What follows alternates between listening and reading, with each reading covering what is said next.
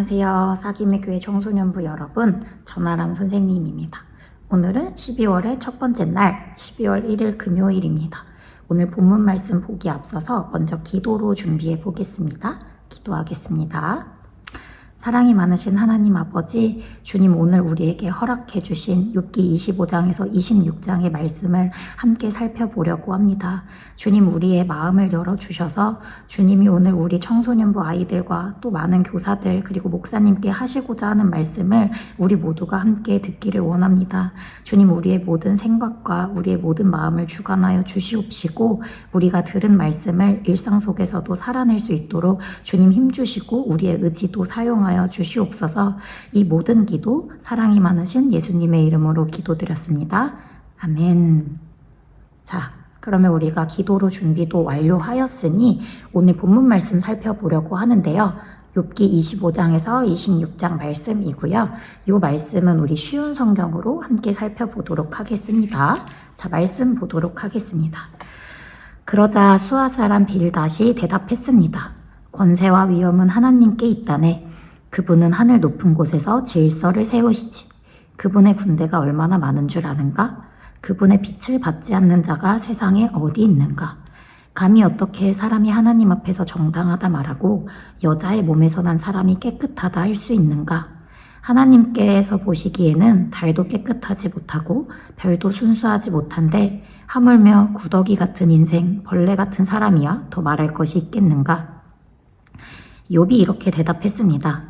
자네는 힘없는 사람을 잘 도와주고 힘없는 팔을 잘도 세워주는군.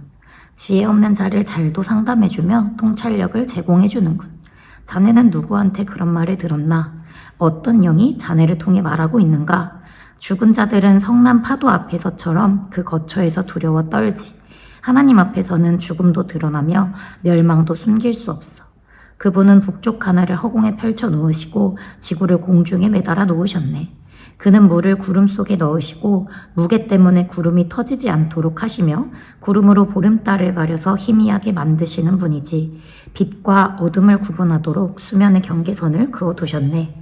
그가 꾸짖으시니 하늘 기둥들이 흔들리고 두려워 떠네. 그의 권능으로 바다를 잠잠케 하시고 지혜로서 괴물을 산산조각 내셨지. 그의 호흡으로 하늘이 맑게 개이고 그의 손으로 날쌔게 움직이는 뱀을 찌르셨네. 보게나 이런 것들은 그분이 하시는 일들의 시작일 뿐이야. 우리가 그분의 말씀을 얼마나 희미하게 듣는지 그분의 힘있는 천둥 소리를 누가 감히 이해할 수 있겠는가? 아멘. 자, 그러면 지금부터는 선생님이랑 같이 큐티를 하도록 할 건데요. 먼저 여러분들 각자의 자리에서 큐티를 하고 이따가 다시 선생님이랑 만나보도록 하겠습니다.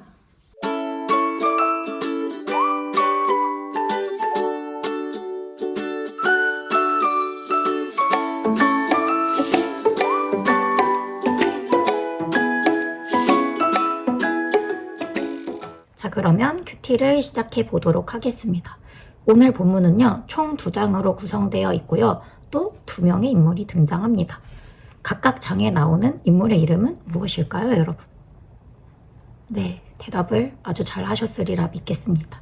25장에는 빌닷이라는 인물이 등장하고 26장은 욥기의 주인공인 욥이 등장합니다. 각각 장의 내용을 따로따로 살펴보겠습니다. 먼저 25장 빌닷의 이야기를 한번 살펴볼게요. 빌닷의 이야기를 간단하게 추격해보자면 이런 것 같습니다. 하나님은 굉장히 위험 있으신 분이고 동시에 하나님 앞에선 인간은 굉장히 작고 초라한 마치 벌레와 같고 구더기와 같은 존재이다 라고 표현을 합니다. 여러분은 빌닷의 이러한 이야기를 듣고 어떤 생각이 드셨나요? 선생님은 어느 정도 동의되는 부분도 있었고 또 어느 정도는 거리를 둬야겠다 한 부분도 있었습니다. 그것에 대해 한번 나눠볼게요. 먼저 선생님이 동의되었던 부분은 어떤 부분이냐면요. 25장의 4절 말씀입니다. 선생님이 한번 읽어볼게요. 4절 말씀 보면 그런즉 하나님 앞에서 사람이 어찌 의롭다 하며 여자에게서 난 자가 어찌 깨끗하다 하랴 라고 나와 있어요. 자, 이런 고백이 선생님한테 왜 와닿았냐면요. 선생님은 주로 회개할 때마다 이런 뉘앙스의 고백을 하는 것 같아요. 선생님이 얼마나 죄가 많은 사람인지, 하나님께 더욱 다가가고 하나님의 말씀을 가까이 함에도 불구하고 그 말씀대로 얼마나 살아나가고 있지 못한지, 얼마나 나의 모습이 죄인 같은지를 하나님 앞에서 고백할 때가 너무나 많았습니다. 그런 모습이 마치 빌닷이 이야기한 이 4절과 같았다고 생각을 해요.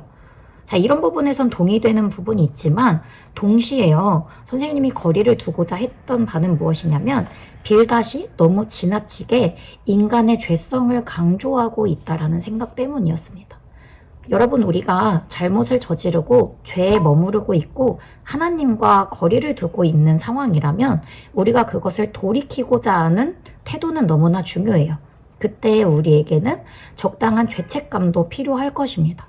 그러나 여러분 기억하셔야 될 것은 우리가 의지해야 되는 건 우리 스스로의 죄책감, 우리가 가지고 있는 죄된 모습이 아니라 이렇게 죄가 많은 우리를 여전히 사랑하고 계시다는 것과 죄인이었던 우리를 의인으로 또 주님의 자녀로 다시 살리시기 위해, 다시 새롭게 하시기 위해 육신되어 예수님까지 보내주셨다는 그 사랑의 사실을 우리가 기억해야 된다라는 겁니다.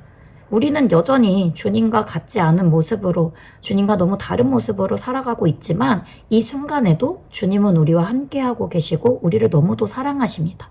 이것은 결코 변하지 않는 진리라고 할 수 있어요.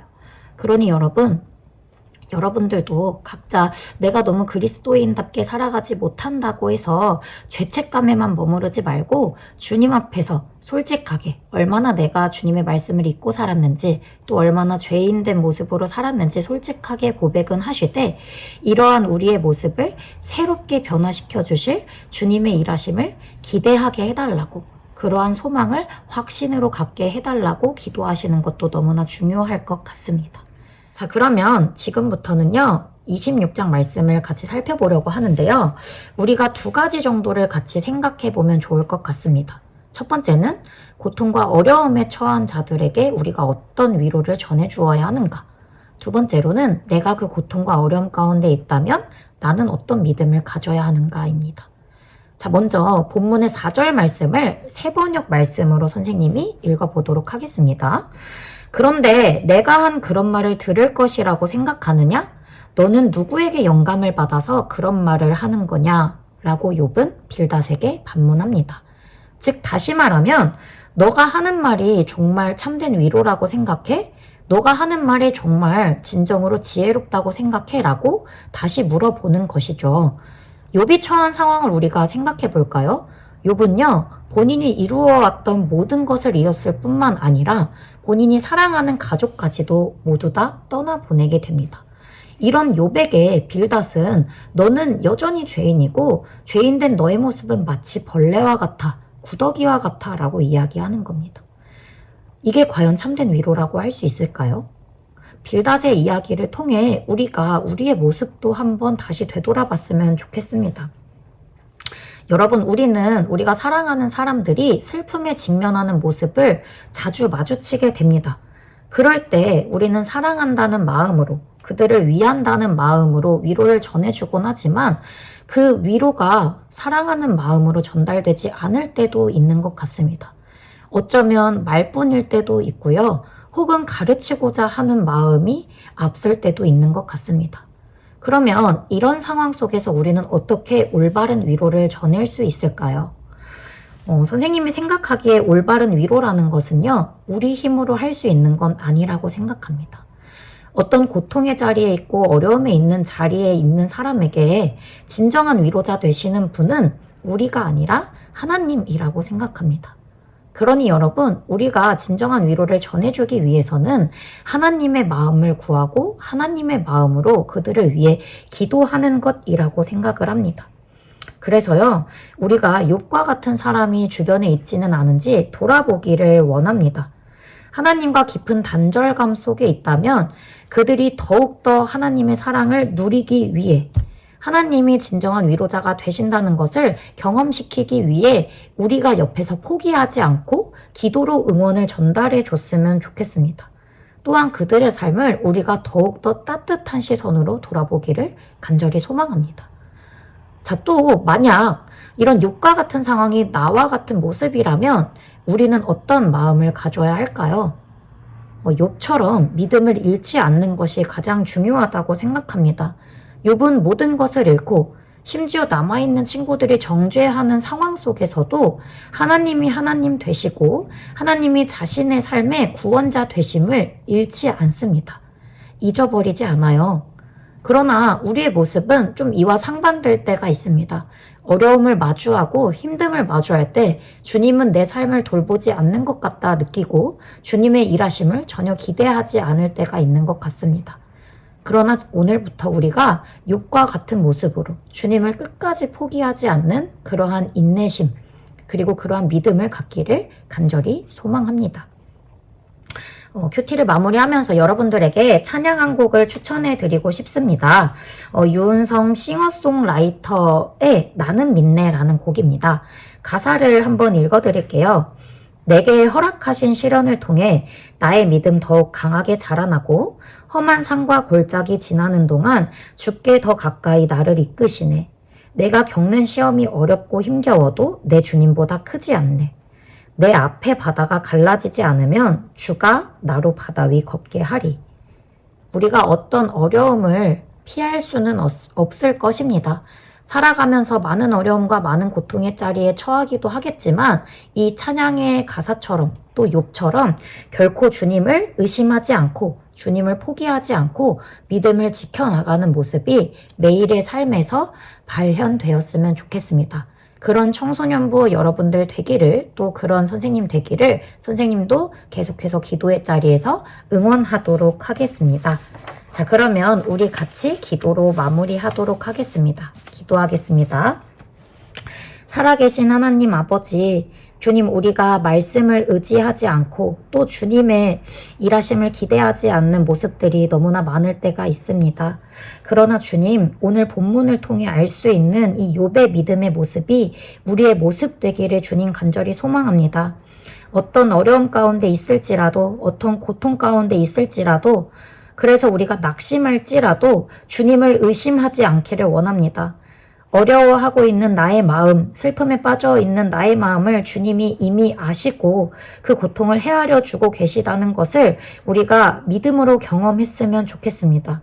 또 동시에 내 주변에 욥과 같은 고통에 처한 자가 있지 않는지 주님과 같은 마음으로 따뜻한 시선으로 돌아보기를 주님 간절히 원합니다. 위로가 필요한 그들에게 내가 주님의 자리를 대신하는 것이 아니라 주님과 더욱 가까워질 수 있도록 주님으로부터 단절된 마음을 가지고 있다면 그 마음이 회복될 수 있도록 주님이 가지고 있는 그 시선으로 주님이 품고 있는 그 마음으로 그들을 위해 전심으로 기도하기를 원합니다. 우리가 그런 따뜻한 마음과 따뜻한 시선을 가진 자 될 수 있도록 주님 우리의 삶을 날마다 돌봐 주시옵소서. 주님 남은 한 주간의 삶도 주님 손에 올려드립니다. 주님 우리를 지켜주시옵소서. 사랑이 많으신 예수님의 이름으로 기도드렸습니다. 아멘. 우리는 다음에 다시 또 만나요. 안녕.